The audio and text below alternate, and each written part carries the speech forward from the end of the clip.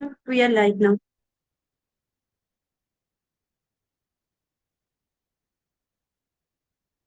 Good evening, ma'am and everyone.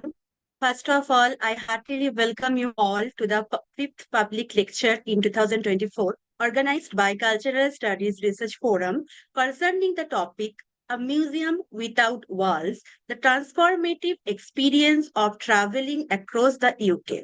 We know you all gathered here to listen to our respected ma'am, Dr. Kalani Valat. But before further proceeding, here is a brief introduction of our organization, CSRF. So the CSRF, launched on 1st January 2022, is a student-driven non-profit dedicated to fostering free public lectures and discussions on various research aspects in cultural studies.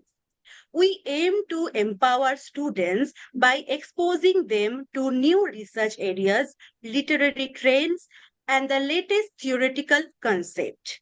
We also host engaging talks that spark lively discussion and broaden our understanding of diverse culture and practice. Now, with due respect, I would like to call Mr. Shandeep Mandal sir to share a few words about our dear ma'am, Dr. Kalani Valat. Over to you, sir. Good evening, everyone. So, today it is a special talk in our CSRF lecture series. As the part of a unique project called Literary Trails, Dr. Kalyani Vallat, the managing director of Vallat Education Private Limited, recently traveled to the UK from April 20 to May 10. It was not merely a random tour, rather, a well planned and properly structured course that offered innovative learning experience, and it was meant to discuss encouraging areas of research. It was a combination of ma'am's unique style of blogging with advanced level of teaching. There she explored different places, cultures, people, history, literature, etc. Many students accompanied her, not physically, but as virtual travelers. She talked about different authors who were born or lived there, different literary works that are set in those places. She started this experiential journey from London, then to beautiful Dorset. Dorset is the place of Thomas Hardy, that Wessex, next to Bath, then Buckinghamshire, and she reached to Stratford upon Avon, our William Shakespeare's place. From there to the iconic Oxford and Cambridge University. After that, Manchester, Yorkshire, and the beautiful Lake Districts. Finally, ma'am took that breathtaking road trip to Scotland to explore that castle city, Edinburgh. From there, she flew to Dublin, Ireland, reached Galway, touched WBH's tower, and flew back again to London. She completed the circle of the trail. She explored the places like an enthusiast scholar. For example, she presented the British Museum as a storehouse of colonial history and culture. She discussed about Keats, his writing from Keats's own house at Hampstead. Amazing experience this was. These discussions are unique for their profound cultural studies perspective. They are rich in ideas, offering topics for research or areas for research. Today, ma'am is with us to share the glimpses of that journey.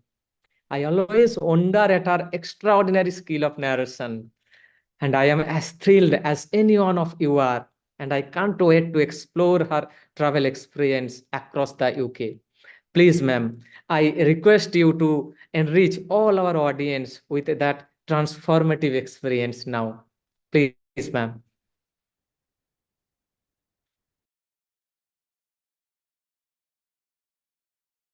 Ma'am, you are Yeah, in mute. Ma'am. thank you, Koel and Sandeep.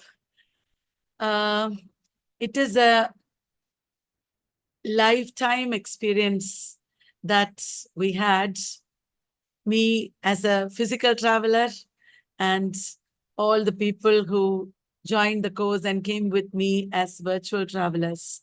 It's like a dream come true. We all know the transformative power of journeys. From times immemorial, journeys have been integrally connected with human life and growth, development, change, and especially road trips. When you go into the interior of places, through the lanes and by lanes, looking at life as it unfolds in front of you, smelling life, seeing life, feeling the cold or the heat on your body. It is a tremendous experience. It is not like traveling in an airplane. It is feeling life. It is living life. And when my husband Sudeep, me, and one of our companions who is also present here with us today, when all three of us traveled through the streets and roads of London, we kept telling one another that it was like we fell into a book, because London is itself, the city of London, or the place called England, or the UK itself, the entire nation of the UK is like a museum without walls, which is why I termed this discussion and talk a museum without walls. The transformative experience of traveling across the UK. I'm happy that I have been able to talk to you under the banner of Cultural Studies Research Forum. It is a forum that a lot of our students and well-wishers together formed. It is not a paid forum. It's an open forum where we get to discuss various aspects of culture and experience. And I'm so glad that this experience is also being shared in this forum. I have a presentation here. It is a mix of my passion and experience, which I shared with Sudeep and my friend who came with us. It is a mix of discovery. It is a mix of nostalgia, because a lot of things that we already knew from books that we have studied in literary history, that we have lived with in our BNMA, everything we experienced. It is also a mix of cultural studies. It is not a very learned talk that I'm going to give here. It is more of an experience sharing. Before we start, let me show you this very amateur diagram that we drew. We would first, 1, 2, 3, 4. This is the day of the literary trail. On the first 4 days, we would be in London. And in 1.5 hours drive, we will go to Cambridge on the 5th day. From Cambridge, we would go to the city of Canterbury, nearby also the place of Dover on the 6th day. Again, in 1.5 hours, we'll drive. It was a road trip. We'll come back to London, and from there, we'll go to Dorset. Dorset is the place of Thomas Hardy. Near Dorset, there is Bath, Lyme Regis, where French Lieutenant's Woman is set, Lyme Regis, Bath. And then what happened is, while we traveled, we decided to go to Wales also. From Bath, we moved to Wales. And from Wales, we went to Oxford. From Oxford, we went to Stratford-upon-Avon, which is the Shakespeare Birthplace Museum. And from Stratford, we moved to Lichfield and Warwickshire, where we have the museums of Dr. Johnson and George Eliot. I can see a lot of tick marks here made by one or many people who are watching me. It is good that I saw the tick marks, because it was like this, people pouring in with their, enthusiasm to through our reels and shorts in YouTube and Instagram. People saw where we were going. Through the course with the longer videos, people shared with us our experience. It was amazing. I want you to draw on the screen because if you want, because you are also part of it, directly and indirectly. It is a coming together of so many people. It was not just 3 people visiting these places. And by the time we reached Lichfield, it was the 13th day. And then we went to Nottingham. Nottingham, in between, there was Birmingham and a few other places also. Manchester also, we visited in between. Manchester and then Nottingham. This is the middle of the UK. And from there to Haworth, which is Yorkshire. And from Yorkshire north to Lake District, which is the place of William Wordsworth and the Lake Poets, as you know. Again, we drove and went to Edinburgh. Edinburgh is in Scotland.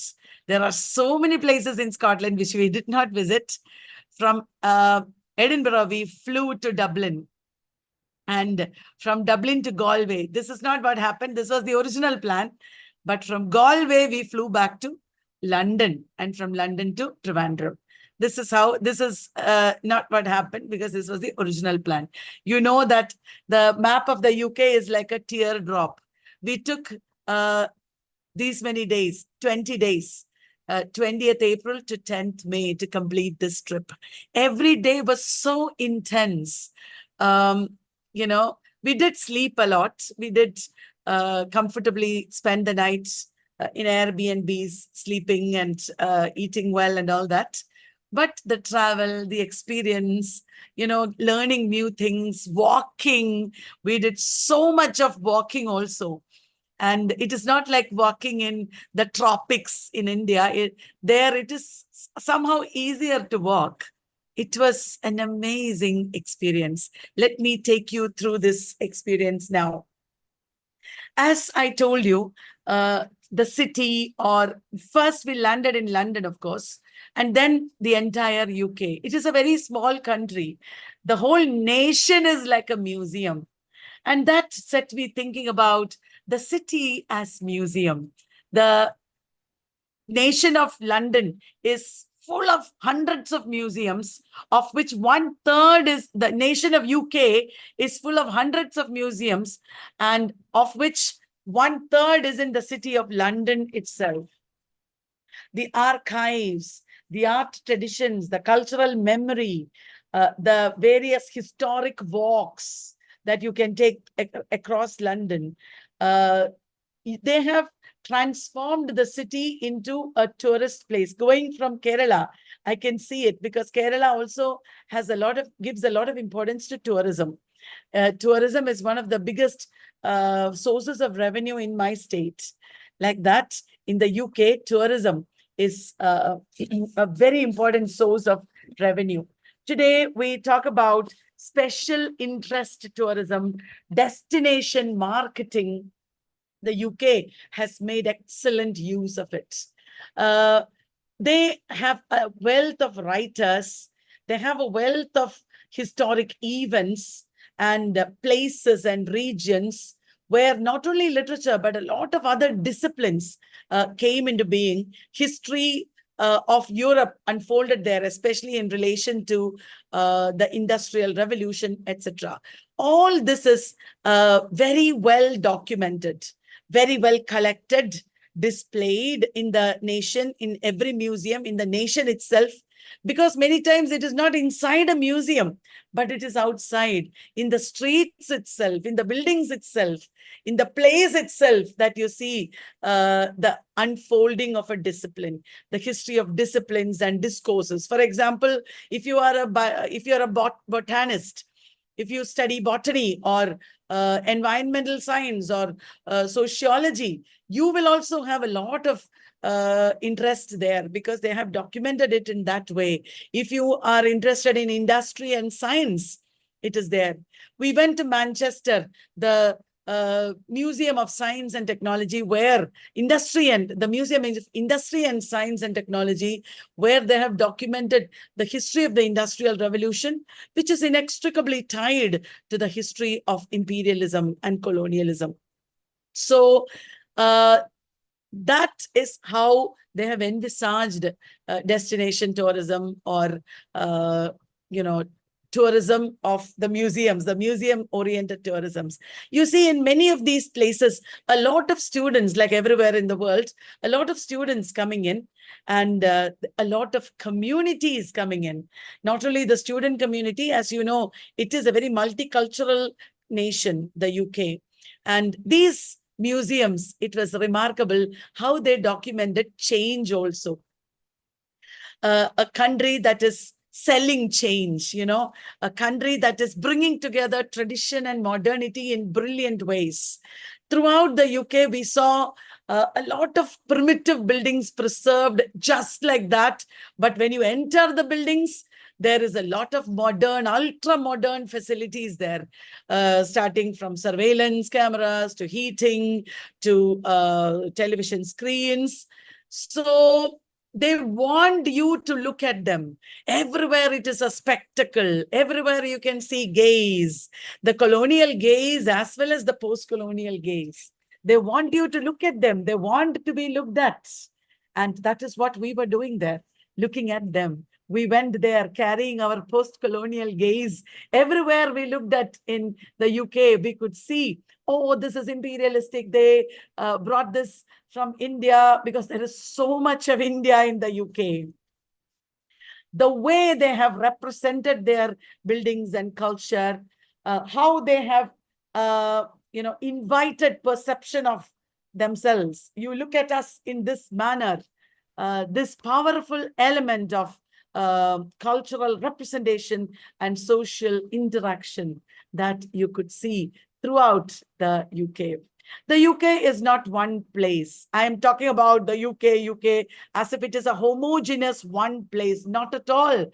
It is characterized by heterogeneity, by hybridity, by diversity. But within the rhetoric of tourism, they have tied up all these together into one country. This is the iconic London Bridge across Thames. This is not my photo. I could not find my photo of London Bridge. I took it from the internet. The iconic Thames is, having a series of bridges. And one of these bridges is the London Bridge. There is also the Westminster Bridge, on which Wordsworth stood and wrote his London 1802, or upon Westminster Bridge. So these bridges, these rivers, these buildings, these clocks, they are like a museum. And I was searching in Google about this, how fascinating it is. And I saw that somewhere in Canada, they have made a place called Herbararium. Urbanarium. That is the word. Urbanarium. I was fascinated with that word. Where, like a herbarium, they have created the city as something to be looked at, something, that you can see as a monument in itself. Now, the classic example of this is the London Eye. In the central part of the city of London, near Westminster Abbey and the London Bridge, you have the London Eye, which is a huge Ferris wheel. It is supposed to be I saw in Google, like it is the 4th largest in the world or something. People are sitting here and it moves very, very slowly. In 1 hour, you can see from the London Eye, the city of London from various angles, the magnificent unfolding of the city in front of you. You can view the Houses of Parliament, on which there is the Big Ben. You can see Westminster Abbey, which lies next to the Houses of Parliament. You can see the Buckingham Palace, and you can see the numerous shops and shopping malls and houses and everything, that is the city of London, and also all the monumental buildings. I read somewhere that you can see up to 40 kilometers. I did not put everything in visual form here, all the videos and everything is not here, but it is there in our course. I just want you to imagine all this, and you should go online and look up. Lots of videos are there about UK and London to experience this in different ways. So when I was thinking about this, two things came to my mind. One is the gaze. They want you to look at London. Another place that is related to looking at the city of London is the Shard. The Shard is a tall building in London near Guy's Hospital. Guy's Hospital is where you had John Keats working as a surgeon's apprentice. His you must have seen it in Instagram. Guy's Hospital has John Keats' statue also. There, the Shard is there. It's like a piece of glass. You can go up the Shard and look at London from there. So one thing that struck me is that gaze that is part of the city. You cannot have a city without the gaze. And the second thing that struck me is how fluid the city is, how malleable, how amorphous the city is. People walking in this place, inhabiting this place, it on the one side creates a chaos, a Dionysian space. It is a chaotic space. On the other side, there is security, there is order. Even if you slightly park in the wrong place, or even if you slightly make a mistake, you will immediately be caught in the surveillance cameras. You will have to pay a hefty fine. My husband, who was the driver for us, had a real difficult time maneuvering the car and parking it in the right places, because it's not like India where you can park anywhere and nothing will happen most of the time. This city has the twin sides of the Dionysian and the Apollonian, the disorder and the order. And the city as complex, as mysterious, as fluid. You cannot, it is inscrutable. You cannot enter everywhere. I remember one time when we had to get into an Airbnb, and our friend who was traveling with us, I will reveal her name dramatically towards the end. Our friend who was traveling with us was saying, this is like a treasure hunt, because you have to go to one place and unlock and get a key. And with that key, you have to unlock another door. And then you have to, enter that door and you will get another key, and then number lock, and then another door. Finally, after, it was almost like Alice in Wonderland, except that we didn't have the cakes and the drinks. So it made us realize how difficult it is to enter a space in that city. And this city, as you know, goes very cold in winter. These buildings are all very crammed, so to say, small buildings with 4 or 5 floors. It was such a shock, because we had our luggage and we have to climb flights and flights and endless flights of stairs, dragging our luggage. And Sudeep is thinking that it is maybe because of the cold, because if you have big, expansive rooms, it will be very difficult to heat them. Whereas if you have a tall building, that heat will go up and it will heat the entire building easily. Maybe he's right. So it's an amazing, unique experience of mystery and inscrutability, and as at the same time, freedom. You are free. You have so much access to everything. It is a mix. Any city, any metropolis, not only London, is a deadly mix of the affluent and the poor who are struggling. There is so much wealth in London, so many wealthy people. Everything is so expensive. And at the same time, you see across London, homeless people living on the streets. It is a deadly mix of the affluent and the poor. It is a deadly mix of harmony and discord, a deadly mix of the primitive and the contemporary. So that is how we saw the city of London. Now, the personality and the form of the city was very different from the form and the personality of the countryside that we experienced. The city and the countryside, like Raymond Williams has talked about, in the country and the city were very different. As you know, in the city, you see the independent people going about on their chores. They are independent. They don't care for anybody else. Their actions is what make up the city. When we walked through the busy streets, the busy roads of London, the busiest road perhaps is St. Pancras, where we had to walk long ways. It is where the King's Cross is. King's Cross is one of the biggest metro stations in London. That is where we have platform 9 and 3/4 of our Harry Potter. The the tube stations, the metros, or so to say, and all the people thronging the metros. It was a feel of the city that you will never get in the countryside. The countrysides had long, pretty deserted roads. Many times I felt like, is there anybody living here? Because even in such a big, busy, developed nation, the streets were so deserted, miles and miles of nothing also we saw. In the countrysides. The countrysides have a kind of permanence to it. They are not as fluid as the city. Their tradition is congealed or fossilized, you can say. The people also have a certain honesty, a certain straightforwardness, that you maybe not see in the cities. Because in the cities, everything is contrived, everything is manipulated, everything is managed so well.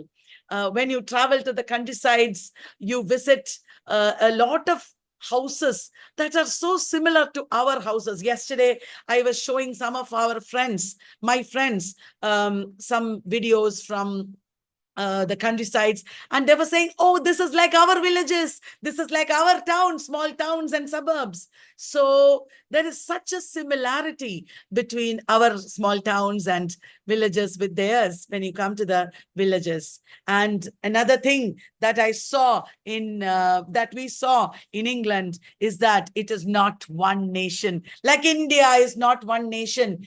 Like maybe perhaps no nation is one nation. The UK is also nations within a nation. Now, I am unmuting you and asking you, you can answer me in the chat box. Do you know what flag I am showing you here? Does anybody here what flag I'm showing you here? You're all teachers or students of English literature. I discovered the flag when I went there also. No, I'm glad you said Ireland, but it is not Ireland. It is not Union Jack. This, maybe if you are not that much an expert in their culture, you will not know. Like I did not know. Sudeep did not know. No. It is the flag of England. Within England, as you know, we have, within the UK, as you know, we have England, Scotland and Wales. England, Scotland and Wales, they form Great Britain. And this is the flag of England. England has its own flag. Did you know England has its own nationalism? When we were there, we saw processions of people carrying the English flag. There is a lot of difference between England, Scotland, Wales, and of course, Ireland. Ireland is now a separate country, but there is a lot of difference. Now, let me take the liberty to tell you a little bit more about it. As I told you, the island of Great Britain has England in the south, then Wales in the west, and Scotland in the north. Now, the nation of United Kingdom contains parts of Northern Ireland, but not Southern Ireland.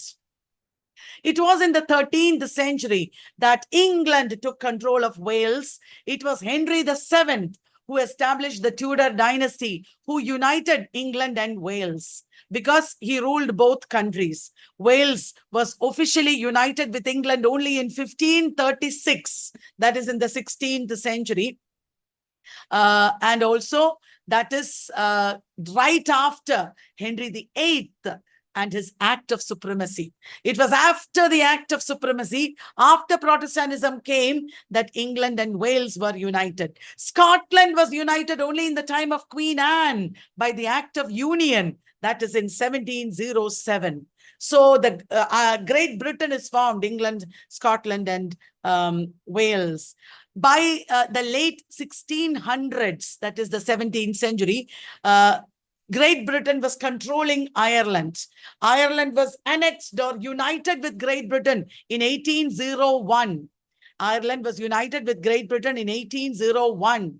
And from then onwards, England began to show a lot of colonial, oppressive, hegemonic potential or power over Ireland. And Irish people began to clamor for freedom, fight for freedom. The Irish Free State was formed in 1922.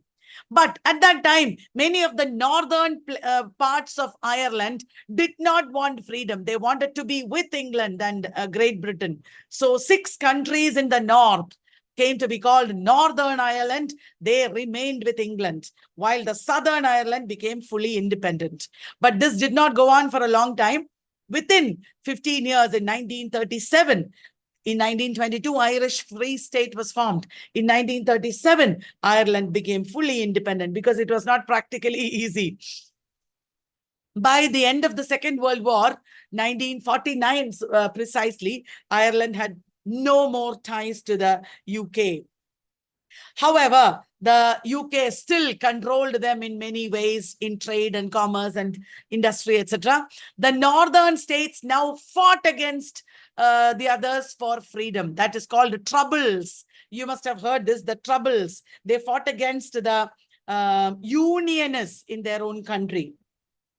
When you go to Ireland, you see this animosity or this feeling of difference. They talk very vociferously against the English people many times. They also speak against or make fun of their own northerners and southerners. This difference is still very much prominent there in Ireland. And after the Belfast Agreement of 1988, the northern and southern states, that is the nationalists and the unionists. Nationalists are the northerners, unionists are the southerners. They shared some power with the UK. So today, when you go to the UK, you don't need another visa to go to Ireland. With the UK visa, you can go to Ireland, even though it's another country. Now, in 1973, UK joined the European Union. But in 2016, as all of us know, UK voted to leave the European Union. By 2020, UK had left the European Union. That is called Brexit, which was not a wise decision, because after Brexit, UK is struggling. Now, decolonization of the UK is still going on. It was lastly in 2021, I think, that Barbados or some West Indies island got complete freedom. So this is an amazing politics that you have there. This is the map of England that you see. This is the, flag of Wales that you see. Throughout Wales, there is Welsh nationalism. Wales is strongly aware of its culture and its art and its traditions. And this is Scottish flag that you see. This is the flag of Scotland, predominantly blue. And then the flag of Ireland. Irish color is green.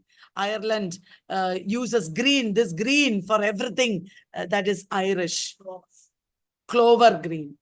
Yeah, the color of clover green, right? So when I say museum without walls, is England really without walls? Is it borderless?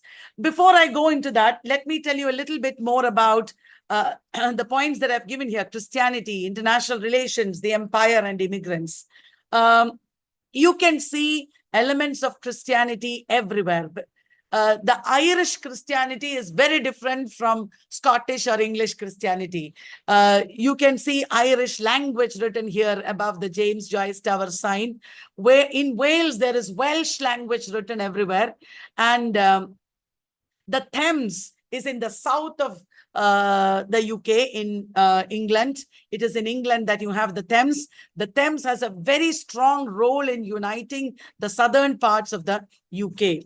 Before we come to Christianity, I will also talk to you a little bit about the wild flowers that we saw there. Spring was just starting.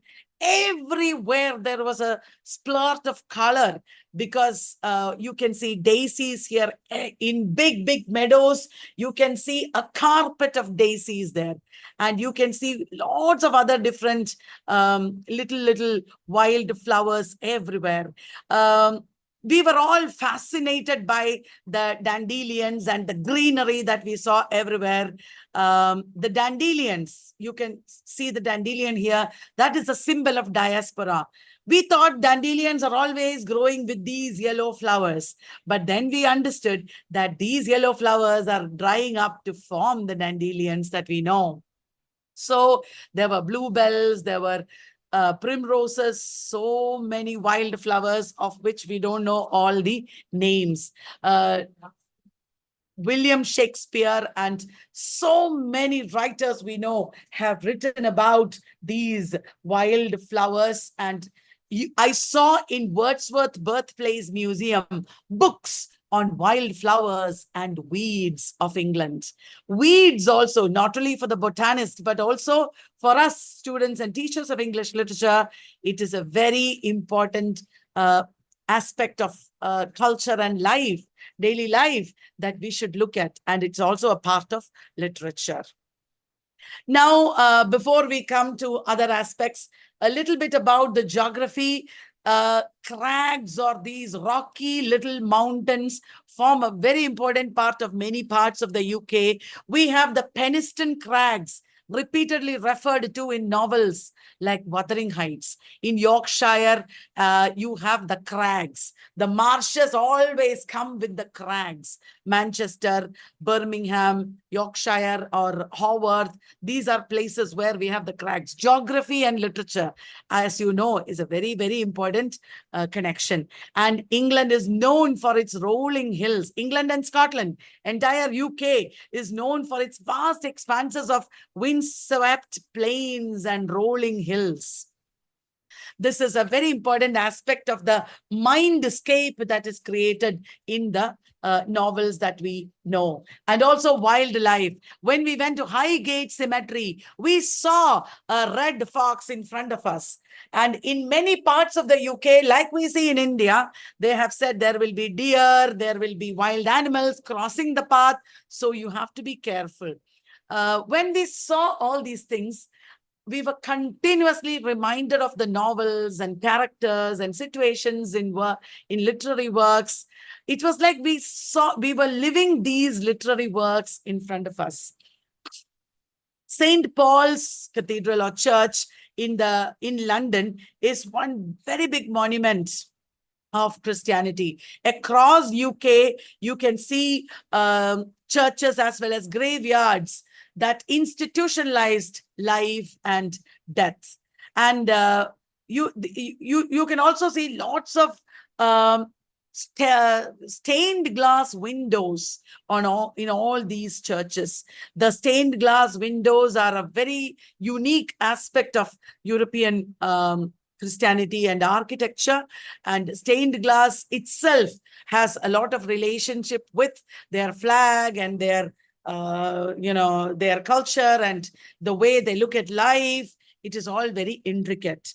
Many times the churches had crosses like this because it is a Celtic cross with the circle round the cross.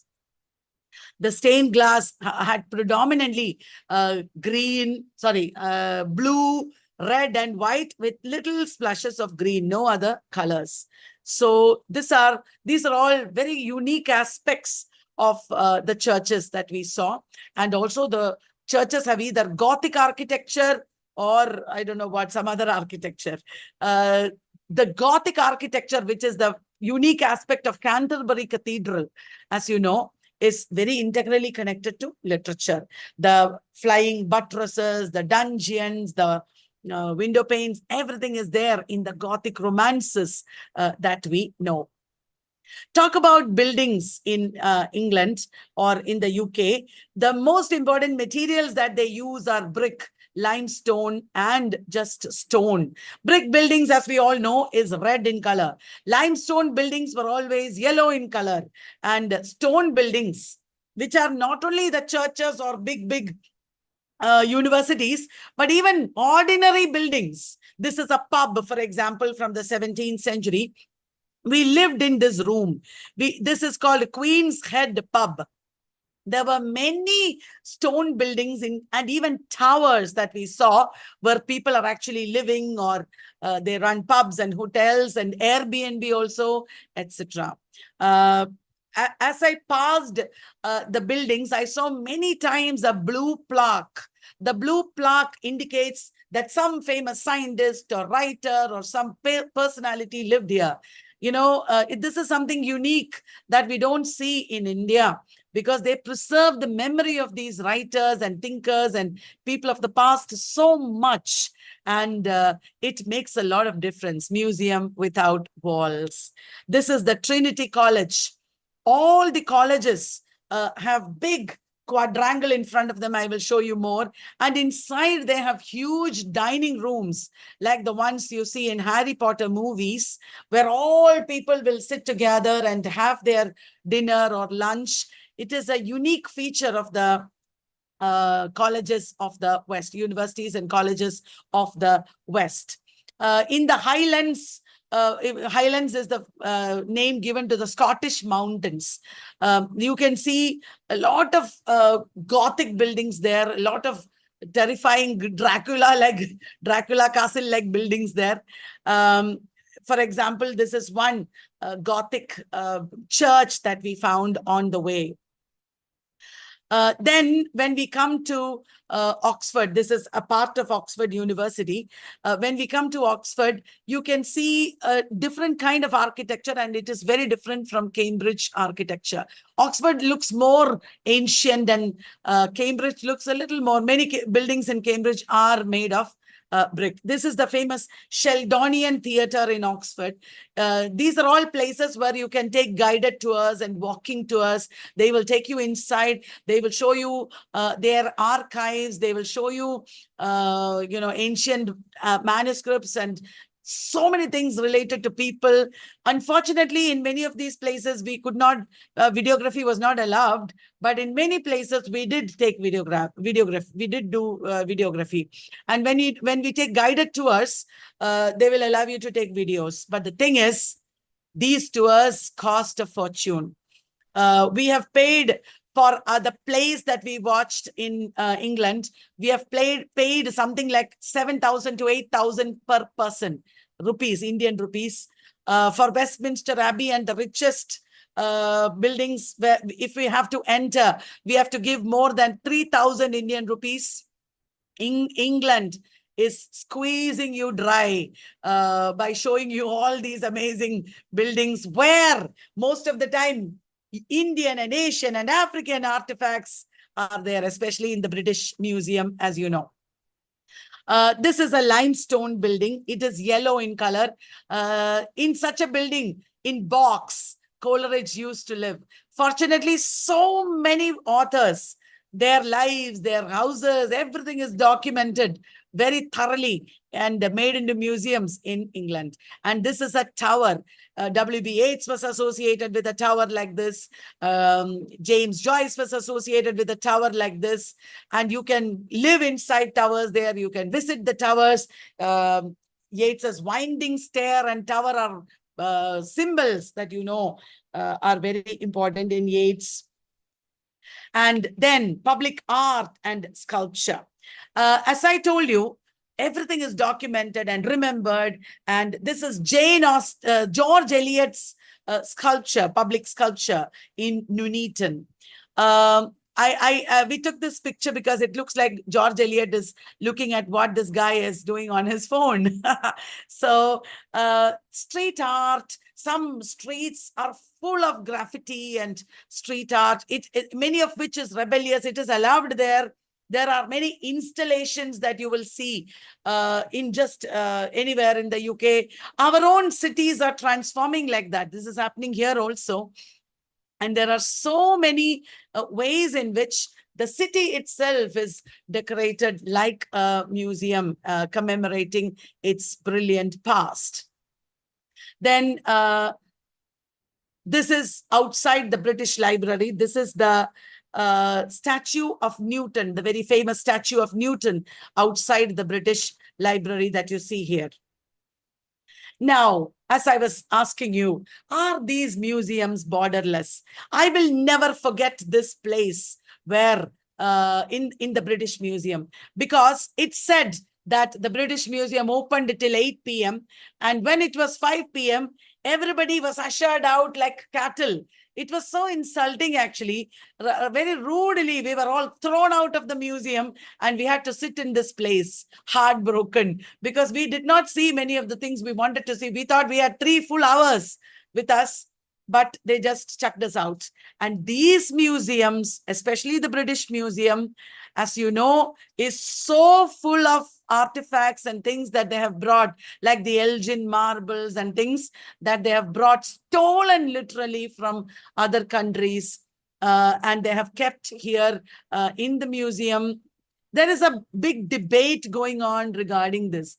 Do these artifacts belong to Britain or to the other countries? So it is a very ambivalent situation here, because you cannot completely judge these museums, because these museums are making a tremendous effort to foster connection, sharing, tolerance, inclusivity. They highlight the diversity. They do not ignore the colonial side of it. They talk about the colonial side here in British Museum, as well as in the Manchester Museum that I talked about. They acknowledge how they have taken things from other people, and they seem to be regretful about it. I know that a lot of individuals speak very vehemently against imperialism and British government in the UK.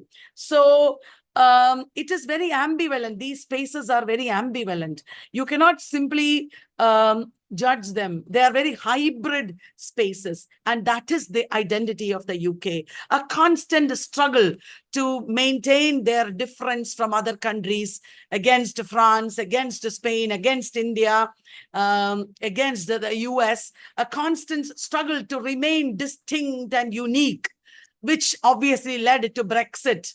But inevitably, they are inextricably bound to the past, to the identity, to the cultures and identities of these other countries. It was an amazing experience walking through the British Museum, looking at so much of India and China and Africa and other countries everywhere in the museum. You know, it was painful. At the same time, it was fulfilling in a very strange way. Now I will come to literature as such. It is now that I'm going to talk to you about the aspect of literature. Literature is an experience, as you know. This is a huge wall of books. It belonged to George III, I think. Yes, it was his son, George IV. George III was an insane king.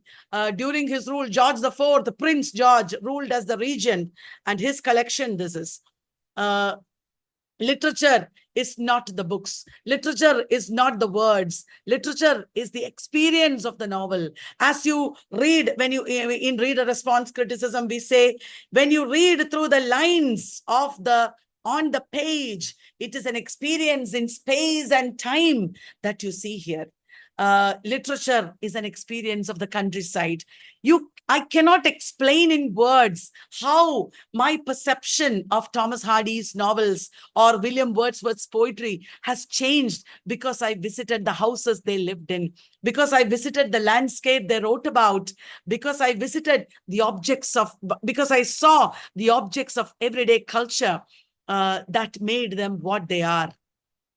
My friend who traveled with us especially was very furious that they put most of the time fake chairs and tables because the original was lost. They put, cutlery and dishes on the table, which were all a replica or imitation of the original most of the time, and even potatoes and onions.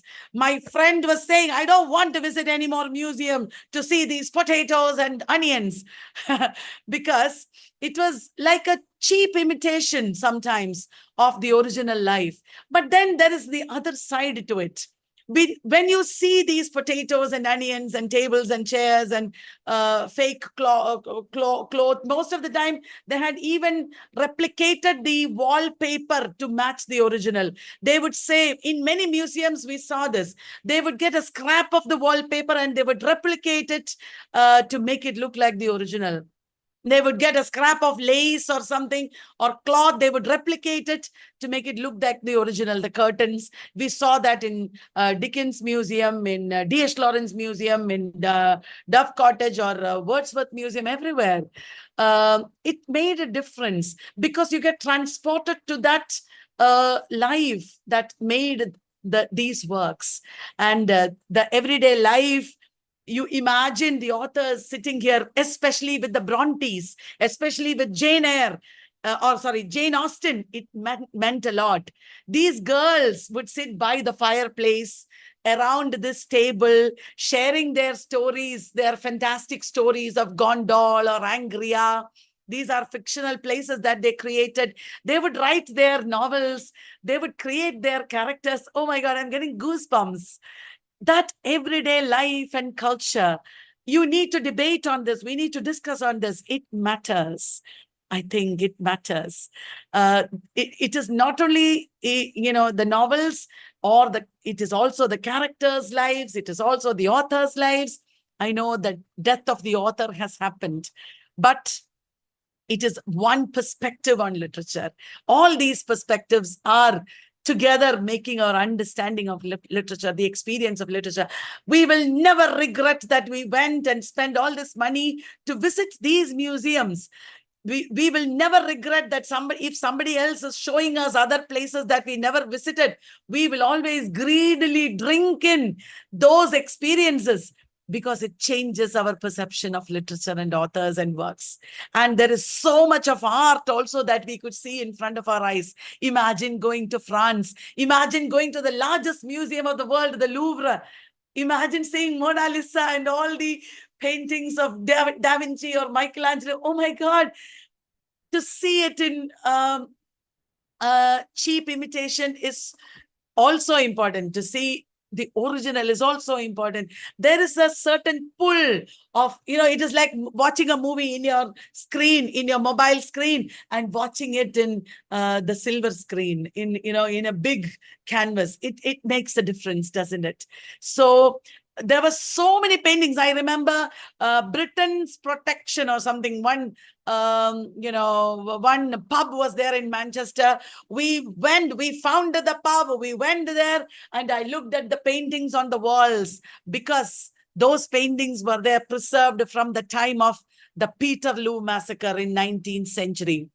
So many of these art forms are preserved across England in these museums. And in British Library, we could not only see the books, we could also see how books were preserved. A lot of things we saw about the preservation of books, the binding of books, the curation of books, because these days curation is a very, very important aspect. What is curation? It was originally related to a museum. It is selection, collection of material, handling of the material, preservation of the material, display of the material, research on the material. How do you conceptualize it? How do you circulate it? How do you package it? How do you let audiences engage with it? How do you educate it? Curation has become a very important, lucrative job opportunity also for us. People who are interested in history, people with a BA in ancient history or archaeology, people with an understanding of cultures can become a curator. And it is a very high-paid job. Look, a curator is a guardian of history, of the past. A curator is a researcher. It is not a simple thing. Here, in England, you see that curation is done in a massive scale, Today, we talk about curation in the context of education also. You talk about content curation, how you collect material, manage material. As travelers, Sudeep, me and our friend, we were curators. We were collecting information and images. We were managing it, and we were using it to foster collaboration and learning. So content curation, you can also do similar things in your career as teachers, because these are things of the future. I'm saying these things because all these can be made into courses in your FYUGP. All these can be made into multidisciplinary courses or value-added courses related to travel, related to museums, related to curation, because museum is a broad idea. You know that museum studies is there. Tony Bennett wrote History of the Museum. Museum is not just a place where things are kept. Museum is a broad idea. There are virtual museums. Museums are a vital hub of dialogue, cultural interaction and dialogue, of research, of reflection, and of community engagement. These days also of digitization. A lot of ideas and a world of meanings opened out in front of us when we went to the British Library and the British Museum related to all this, because no book is a static repository of information, like no library is a static place where just books are dumped. It is not like that. We also went to the Highgate Cemetery, where we learned about not only cemeteries and death, but also about, heterotopias. I was talking about heterotopias in the course material. Some of you who do not know about this literature live course should seriously give it a thought, because it exposes you to so many concepts and ideas that I learned from these travels, where time and space come together in new ways. Foucault's concept of heterotopia is what I related to Highgate Cemetery. This is Karl Marx's tomb in Highgate Cemetery. So what is the future is what I was doing there. Practice as research. It was an action research project. And I would also, as I explained in the course, it is also an autoethnographic practice. You're actually living it and teaching it and learning it, like that. We also visited the Canterbury Cathedral. There was a lot of restriction there. It was not possible to do videography or photography very easily there. And many times we saw that these cathedrals have turned into shops, more than the cathedral itself. It is the selling that is praying. It is the selling that is happening there. The Canterbury Cathedral, where Chaucer's pilgrims went. Like pilgrims, we went there to pray, not to the Christian God or the Hindu God or any God, but to the God of learning, because we were pilgrims of knowledge. We went to the site, every literary site like this, like pilgrims seeking knowledge. The University of Oxford, where we took a guided tour. There are 32 colleges here, and each college is associated with some writer or the other. Their memories are preserved there. It is an amazing experience. Did you know, next time when we go, we are taking one person for free with us, and that one person will be chosen from the people who take our literature live course. It is only 4,500 rupees right now at 50% discount, as you know. And we will ask a few questions from our videos, and one person is going to come completely free. The ticket will be free on us. Because it is our responsibility to take people there. It is so good. The University of Cambridge. I told you there is a quadrangle in front. That is a very important space. Everywhere we went, I saw that we could apply spatial theories of André Lefebvre or Edward Soya or even theories of labor, like people like Paul Willis. So much of culture studies can be applied here. And then we went to the Shakespeare Birthplace Museum. This is the companion that we took with us. She is an assistant professor, Abhishta Nath, who was an ardent pilgrim like us, going to each place and just like a sponge, what is the word for it? Like, what is the word? Because of my excitement, I am losing my sense of sinking into these places and getting everything from there so greedily, that experience. The Shakespeare Birthplace actually was the worst, because that is the biggest commercialized museum in the entire UK, thronging with people. But take a moment there, relax, remember that this is the house where Shakespeare was born. You can see the place where his bed was. His mother gave birth to him. You can see replicas of the cradles in which he lay, things like that. It was beautiful. And this is the globe. Very secretly, even though videography was not allowed, I managed to take this picture. We were sitting here, three of us, a huge stage where we watched a magnificent performance of Richard III. It was unbelievably brilliant. Oh my God, the training that has gone into it, the dedication that has gone into it, it was brilliant. You can see the groundlings standing here in the globe, and so much of, I don't have a star on my head, somebody put it there. So much of so many parks and grounds, especially around Hardy's place. Hardy's Max Gate and Hardy's Cottage both are flanked by some preserved forest areas and parks. And his novels and his characters and his situations are all inextricably tied to these grounds. And also Charles Dickens. Dickens did not grow a beard until his 40s. Did you know that? Fun fact. Even gossip, these fun facts and trivia are also part of our understanding the author and the text. It is not only the theories from ivory towers, but these gossipy, juicy details also make a big difference. You know that Roland Barthes had studied gossip as a text, as a concept. Gossip is something that people do research on as well. So many things that we saw in these museums like that. And the entire city of Bath is connected to Jane Austen. We went to the Jane Austen Center there. This is the famous Royal Crescent in Bath. Bath is also famous for the Roman baths. We have explained all that in the course also, explaining the details.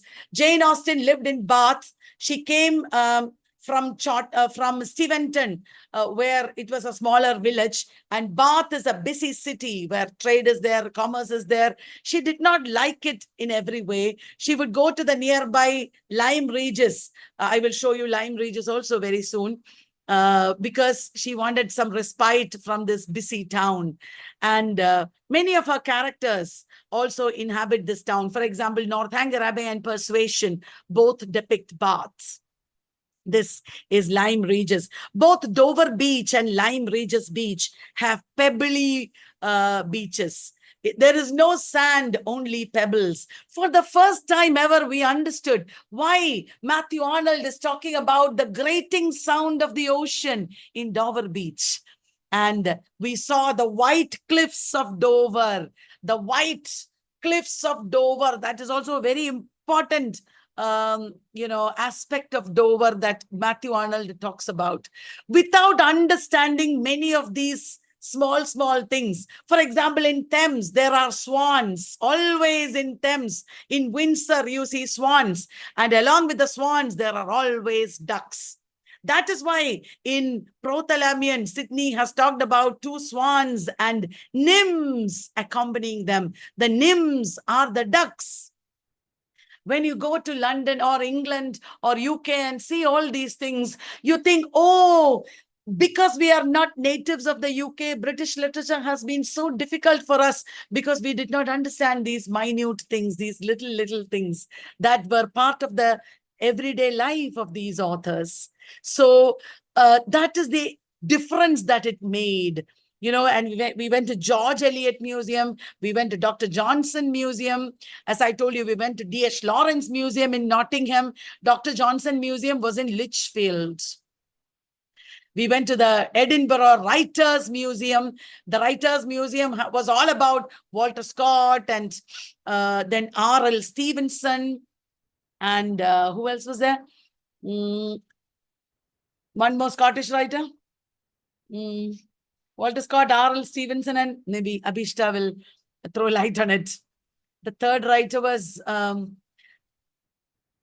have forgotten.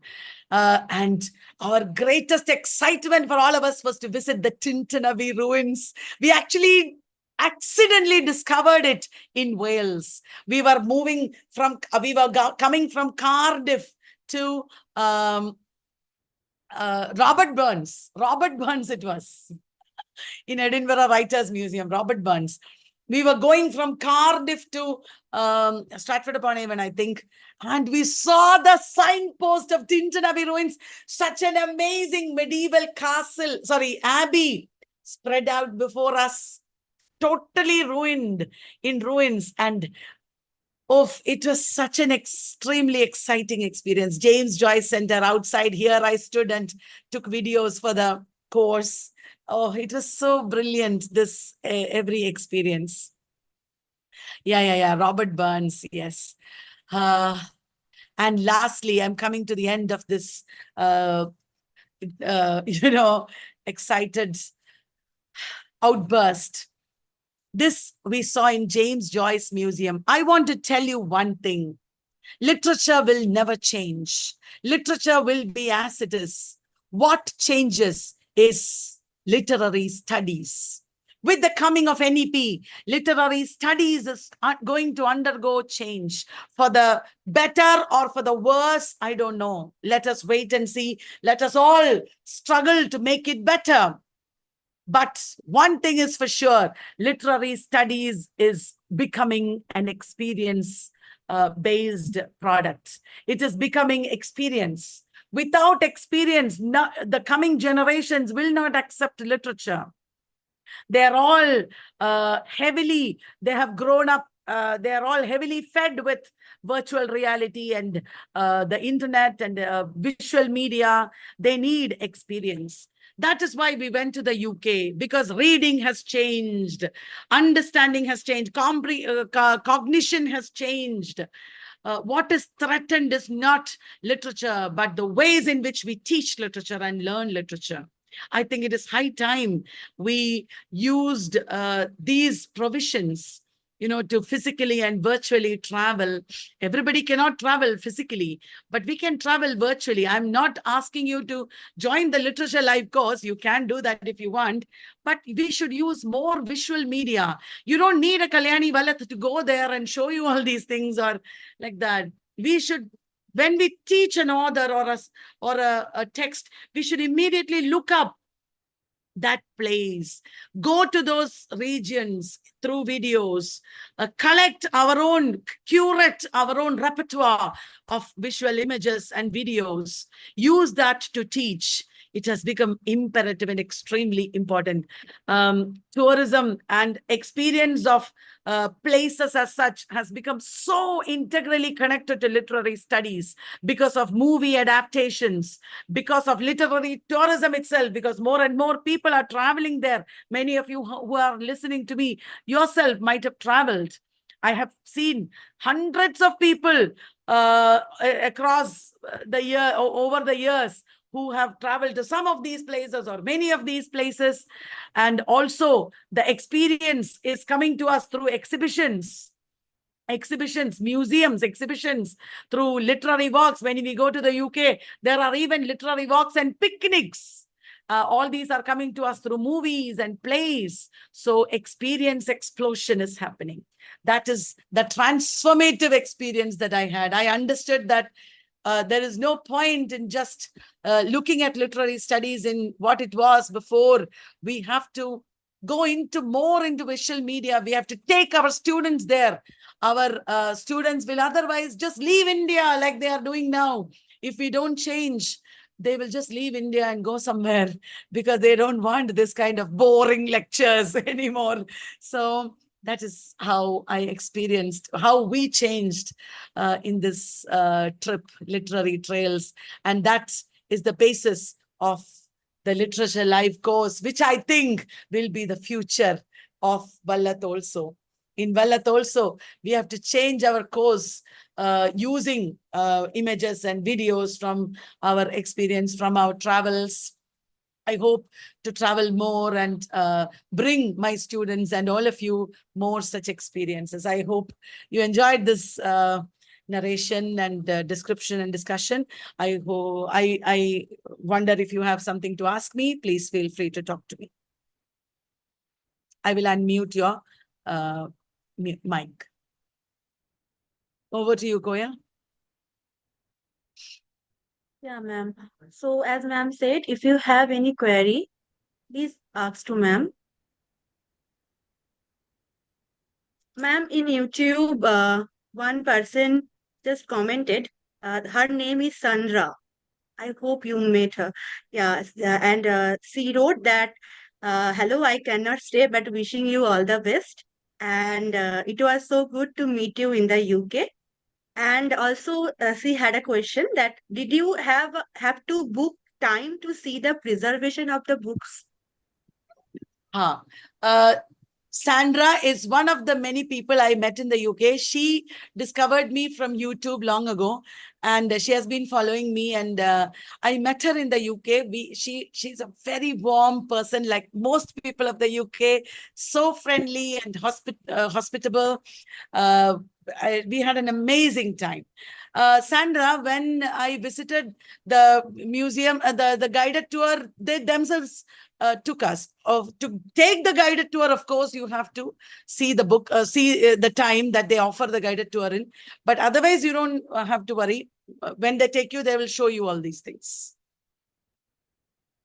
I'm so glad Sandra saw this live also.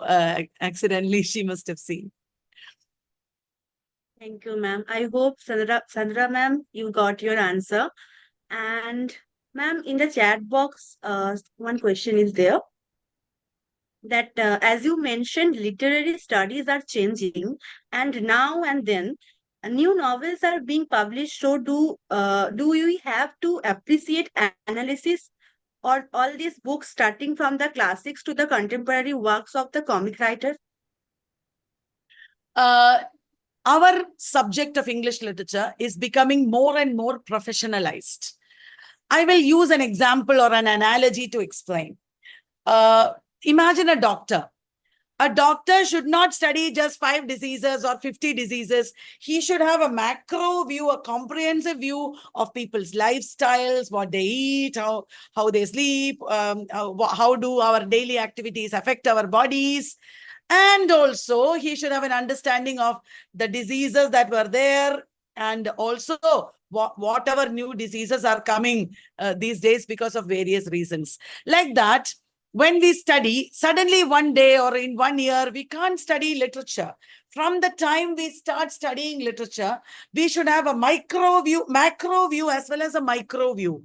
We should have a sense of history as well as a sense of our contemporaneity. This is what T.S. Eliot said. Tradition is an understanding of the timeless and the temporal, and the timeless and the temporal together. We should have an understanding of history. We should have an understanding of contemporaneity, and we should have an understanding of how the contemporary should be placed in history. That is the true sense of history. That is true professionalism. Saloni, I hope you got your answer. Thank you. Ma'am, I would like to speak. Yes, please, Abhishta. Yes, ma'am. Yeah. Abhishta will speak to us now, and then I will answer your questions. Yeah, I was having an encore of the entire trip and I missed you so much, ma'am. I was not ready to speak, but I think I should say something. I should add to it because Please it was do. a wonderful experience. Yeah, traveling with you can travel with anyone, but traveling with Kalyani ma'am was a whole new experience. It was a wow. I don't have words to talk about it. A friend of mine, after listening to my experience, was telling me that now I am eligible to teach English literature. Yes, it has made me what a better teacher, in fact, and a better human being, of course. And to talk about the trip, it was a trip of three amateurs. If amateur is a word for love, if amateur has its origin in love, it was a trip of love, a trip made with love of literature and culture. And we kept on asking ourselves, can you believe this? Can you believe that this is becoming a reality? And every small thing mattered to us, like searching for Joyce and Keats' statue, eating plum from Freud's house, identifying the flowers which we have seen only in books like daisy, dandelions, daffodils, etc. And I was telling myself, Abhishta, this is Thames, this is on the banks of Thames where you are in. And visiting Shakespeare's grave brought tears to my eyes. I almost cried there. And watching the Richard the Third was another emotional moment. So it was all a great experience for me. And to talk about the two wonderful people with whom I traveled, Kalyani ma'am, Sudeep sir, it was a great experience. Sir kept on cracking jokes all the time. I laughed like anything. Then ma'am was a great support for me. She was like a mother to be, cooking for me, and she was caring me like anything. It was a wonderful experience. Thank you very much, ma'am.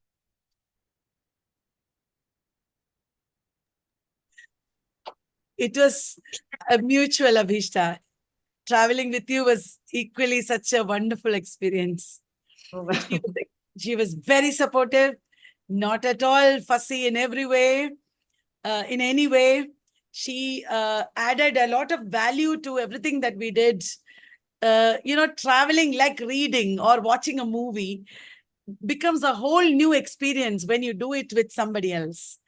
They can spoil the experience or enhance it, isn't it? So this is also a very important aspect of reader response criticism. How do you read along with a group? How do you read with others? That is enhancing your experience of reading.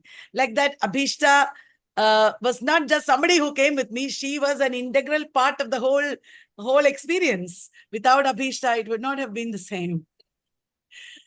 Thank you, Now ma'am. there are a few more questions. Would you like to? Thank you, Abhishta. Would you like to read out, Koya? Ma'am, Yeah. yes, ma'am, Shubha Singh is asking, sorry for the background noise, ma'am.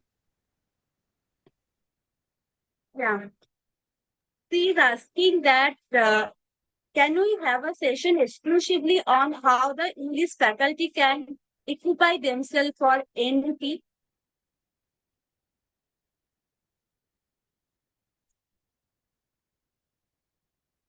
Ma'am, you are not. Can you read out again? I didn't hear properly. Can we have a session exclusively on how the English faculty can equip Equip themselves for themselves for NP? NEP. Yeah. Yeah. Yes. We should have a session for that. Yes. We just had a faculty enrichment development program of 8 days, in which many of the speakers were people who made the national education policy itself. A very important panel of people who were involved in the policy making itself we had brought in. Many of you could not attend the FDP. You can still buy the course. It is not very expensive. And on top of that, I'm also planning to do a session from my side, trying to say how you can get ready for NEP. Yes. Kush, I just read your direct message to me. Thank you very much. Please get in touch with me. I will discuss more with you. Koyal Mehal has written. Yes. How is the crime culture in England? I want some real information for my research, detective fiction. Maybe given information will help for it. So she is asking for some example, I think. There is definitely a lot of crime in London because London is a city, a metropolis. A metropolis will have the criminal side also, like we saw in novels and plays from the beginning, from Ben Jonson onwards. But detective fiction necessarily does not have to do with real life crimes. It may also, but one thing I can tell you, detective fiction is a formidable genre in British literature. A lot of people have written detective fiction in Britain and they are still writing it. It's a very important part of contemporary literature. Why? Because crime and murder mysteries, etc., metaphorically reflect on the society, on the struggles of the people, on the corruption of the government. So that is maybe why crime fiction is a very important aspect of postmodern literature. As you know, Cecil Day Lewis, also one of the 30s poets has written crime novels, and Julian Barnes has written crime novels. A lot of murder mystery, settings are there in Tom Stoppett's Place.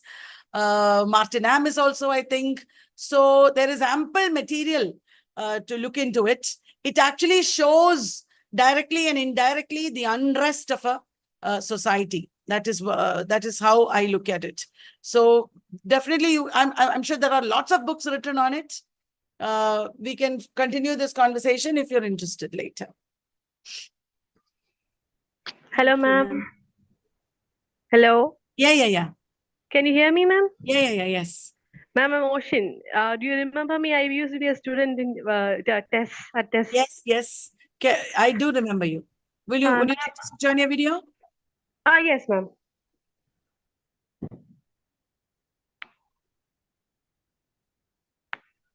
Hi, ma'am. Hello. Ma'am, I have a big desire and a big doubt in my head for a long time. And I saw a big research topic also for a long time.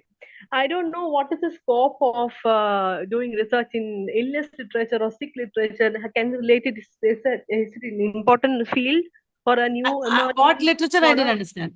Illness literature or sick literature. Oh, yeah. Literature. People already do it. It is a very important area in itself. Illness as Metaphor was a book written by Susan Sontag. On Being Ill has been written by Virginia Woolf. I was teaching both these today. Yes, I came across that, but I don't know much references to definitely. Illness. This one. Yes, illness is a very important theme that you can look upon and you can research on. There are lots of books written about it. Somebody I know has done research on it. I can help you with it. Okay, man. Thank you, ma'am, so much. You're always an inspirational figure for me. Thank you. Thank you, man. Thank you so much. Thank you. Anyone else have some query?